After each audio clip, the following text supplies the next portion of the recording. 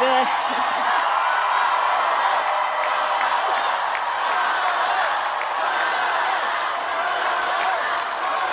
Good afternoon, everyone. Good afternoon. Good afternoon. Good afternoon. Thank you all. Thank you, thank you. Thank you, thank you. So let me say, and I love you back. And I love you back. So let me say, my heart is full today. My heart is full today, full of gratitude for the trust you have placed in me, full of love for our country, and full of resolve. The outcome of this election is not what we wanted, not what we fought for, not what we voted for, but hear me when I say,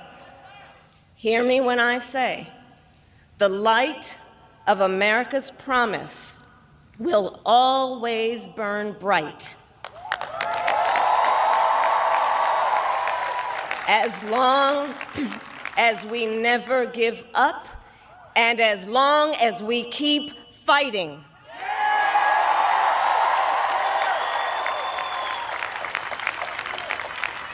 To my beloved Doug and our family, I love you so very much.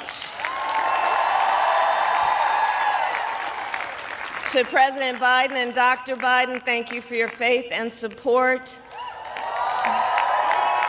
To Governor Walz and the Walz family, I know your service to our nation will continue.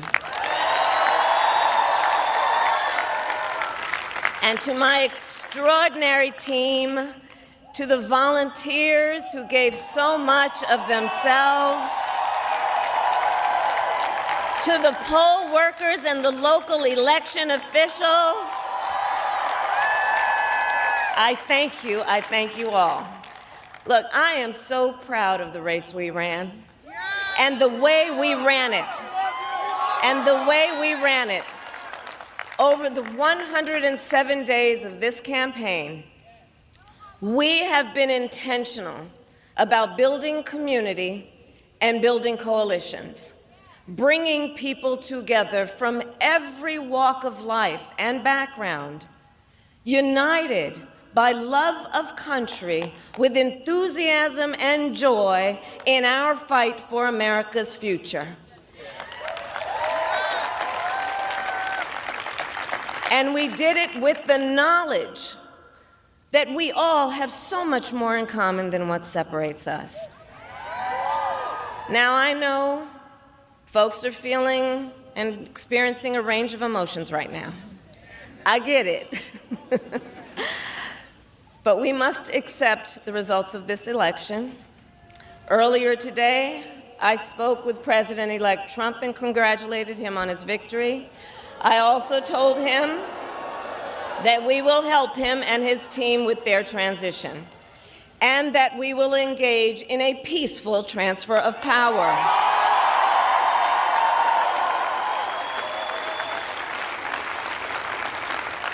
A fundamental principle of American democracy is that when we lose an election, we accept the results.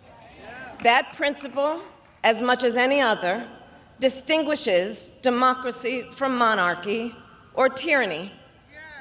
And anyone who seeks the public trust must honor it. At the same time, in our nation, we owe loyalty not to a president or a party, but to the Constitution of the United States.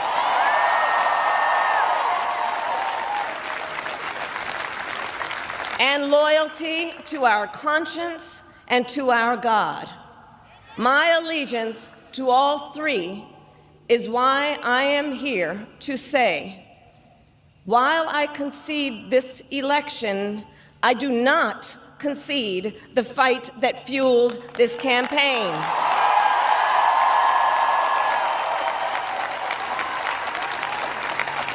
The fight for freedom, for opportunity, for fairness, and the dignity of all people, a fight for the ideals at the heart of our nation, the ideals that reflect America at our best. That is a fight I will never give up.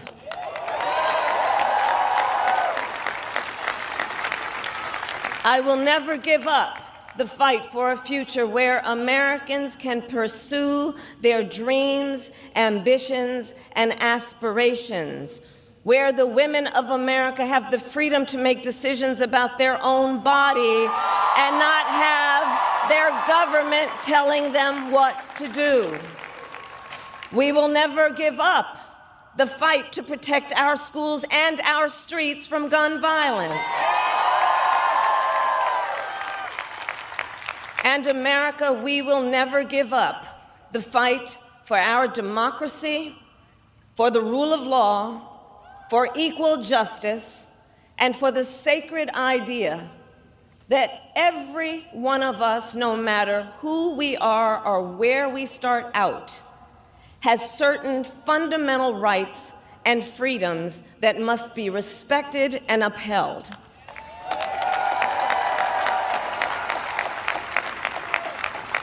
And we will continue to wage this fight in the voting booth, in the courts, and in the public square. And we will also wage it in quieter ways, in how we live our lives, by treating one another with kindness and respect, by looking in the face of a stranger and seeing a neighbor, by always using our strength to lift people up, to fight for the dignity that all people deserve. The fight for our freedom will take hard work, but like I always say, we like hard work. Hard work is good work. Hard work can be joyful work. And the fight for our country is always worth it. It is always worth it.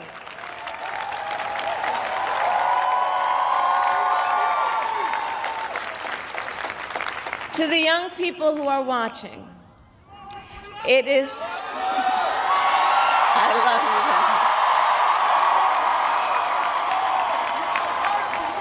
you. To the young people who are watching, it is okay to feel sad and disappointed, but please know it's going to be okay.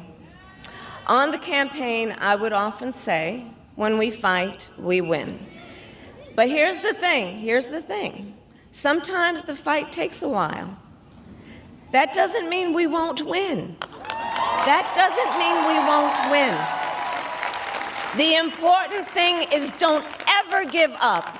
Don't ever give up. Don't ever stop trying to make the world a better place. You have power. You have power. And don't you ever listen when anyone tells you something is impossible because it has never been done before.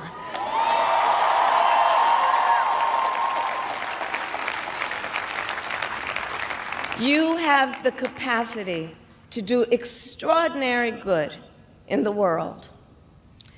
And so to everyone who is watching, do not despair. This is not a time to throw up our hands. This is a time to roll up our sleeves.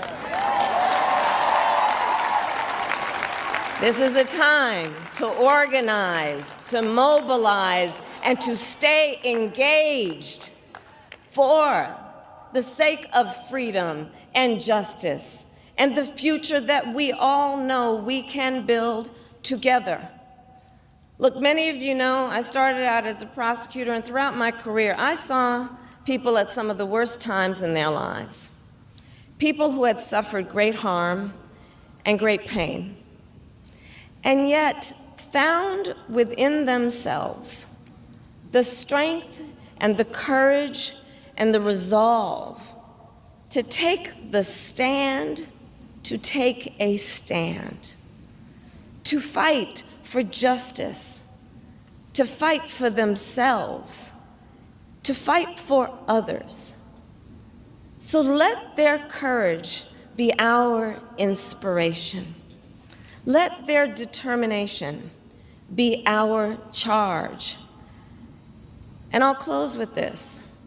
There's an adage an historian once called a law of history, true of every society across the ages. The adage is, only when it is dark enough can you see the stars. I know many people feel like we are entering a dark time, but for the benefit of us all, I hope that is not the case. But here's the thing, America, if it is, let us fill the sky with the light of a brilliant, brilliant billion of stars. The light of optimism, of faith, of truth, and service.